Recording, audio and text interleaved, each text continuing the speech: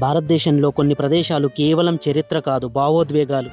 అక్కడ ప్రతి రాయి యుద్ధాల కథ చెబుతుంది. ప్రతి నిర్మాణం ఒక మతం, ఒక సంస్కృతి, ఒక నమ్మకం తాకిడిని గుర్తు చేస్తుంది. అలాంటి నేలలో ఒక ప్రదేశం ఉంది. అక్కడ దేవాలయం గంటల ధ్వని మసీదు నమాజుతో కలిసి వినిపిస్తుంది. అక్కడ శివలింగం అని చెప్పే నిర్మాణం మరికొందరికి వాటర్ ఫౌంటైన్ మాత్రమే. ఇది కేవలం ఒక స్థలం కాదు, వేల సంవత్సరాల చరిత్ర, విశ్వాసము, న్యాయము ఇవన్నీ ఎదురెదురుగా నిలిచిన యుద్ధ భూమి. ఇదే జ్ఞానవాపి వివాదం. ఇది ఒక ప్రశ్న, ఇంకా సమాధానం ఎదురుచూస్తుంది. దీని గురించి పూర్తి వివరాలు ఇప్పుడు ఈరోజు ఈ వీడియోలో తెలుసుకుందాం. ఈ కాశీ నగరానికి గుండె వంటిది విశ్వనాథుని ఆలయం. కోట్లాది హిందువులకు పరమ పవిత్రమైన ఈ స్థలం కాలక్రమేణా ఎన్నో రాజకీయ, చారిత్రక తుఫానులను చూసింది. ఈ కథ మొదలైంది 1669లో మొఘల్ చక్రవర్తి అయిన ఔరంగజేబ్ నుండి. ఆయన ఆదేశాల మేరకు అప్పటి కాశీ విశ్వనాథుని ఆలయాన్ని కూల్చివేసి చరిత్రలో ఒక వివాదాన్ని నెలకొల్పింది. అలా ఔరంగజేబ్ కూల్చివేసిన ఆలయ పునాదుల గోడల శిథిలాలపైనే ఒక మసీదును నిర్మించారు. అదే ప్రస్తుత జ్ఞానవాపి మసీద్. ఆ జ్ఞానవాపి అంటే జ్ఞానం యొక్క బావి అని అర్థం. ఈ బావి మసీద్ ప్రాంగణంలోనే ఉందని చెప్తుంటారు. ఆ రోజు నుండి ఆ ప్రదేశంలో పక్కపక్కనే రెండు వేర్వేరు మతాలకు సంబంధించిన ప్రార్థనా స్థలాలను కలిగి ఉంది. ఒకే చోట నెలకొన్న ఈ వ్యత్యాసమే నేటి గొడవలకు కారణం.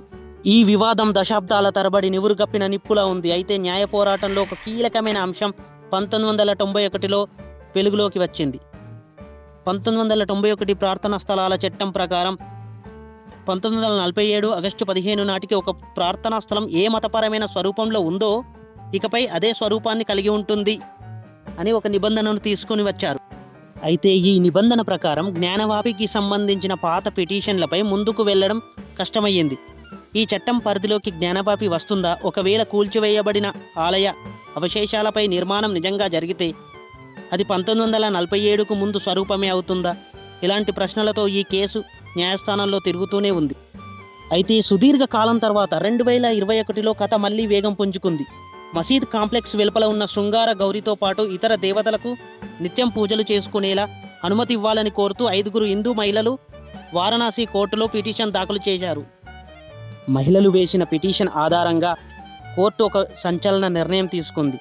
ఆ స్థలం యొక్క నిజమైన స్వరూపం తెలుసుకోవడానికి మసీద్ ప్రాంగణంలో వీడియోగ్రఫీ సర్వే నిర్వహించాలని ఆదేశించింది.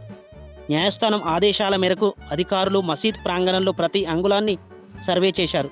ఆ సర్వేలో ఒక సంచలనాత్మకమైన విషయం వెలుగులోకి వచ్చింది.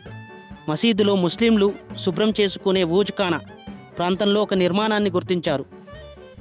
హిందూ పక్షం తక్షణమే అది శివలింగం అని ప్రకటించారు. అది ప్రాచీన ఆలయానికి చెందిన ముఖ్య చిహ్నం. అయితే ఆ చిహ్నం ప్రాచీన శివాలయానికి చెందినదే అని హిందువుల వాదన. అదే సమయంలో ముస్లింలు దాన్ని తీవ్రంగా ఖండించారు. అది శివలింగం కాదని, కేవలం పాత ఫౌంటైన్ మాత్రమేనని వారి వాదన. అది పవిత్రమైనది, అపవిత్రం చేయకూడదు అని హిందువుల వాదన. ఈ పరిణామం దేశవ్యాప్తంగా ఉత్కంఠ నేపింది. ఆ ప్రాంతాన్ని వెంటనే సీజ్ చేయాలని కోర్టు ఆదేశించింది. న్యాయస్థానం ఆ ప్రాంతాన్ని సీజ్ చేసిన తరువాత పురావస్తు శాఖ వారికి అంటే ఆర్కియాలజికల్ సర్వే ఆఫ్ ఇండియా డిపార్ట్మెంట్కు కొన్ని ఆదేశాలను జారీ చేసింది. ఆ ప్రదేశం పైన లోతైన మరింత శాస్త్రీయమైన సర్వే నిర్వహించాలని. పురావస్తు శాఖ వారు తమ నివేదికలో మసీదు నిర్మాణం అంతకు ముందు ఉన్న పెద్ద హిందూ దేవాలయం యొక్క నిర్మాణాన్ని పోలి ఉందని తేల్చి చెప్పారు. అంతేకాదు ఆ ప్రాంగణంలో త్రిశూలము, పద్మాలు, దేవనాగరి లిపిలో ఉన్న శాసనాలు, విగ్రహాల శిథిలాల వంటి కొన్ని హిందూ చిహ్నాలు లభించాయి.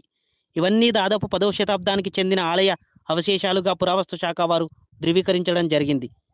నేడు ఈ పురావస్తు శాఖ నివేదిక ఆధారంగానే కథ క్లైమాక్స్కు చేరింది. ఈ చారిత్రక సాక్ష్యాలు ప్రార్థనా స్థలాల చట్టాన్ని అధిగమించగలవా?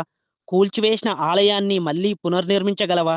లేదా చరిత్రను మార్చకుండా 1947 నాటి స్థితిని కొనసాగించగలవా?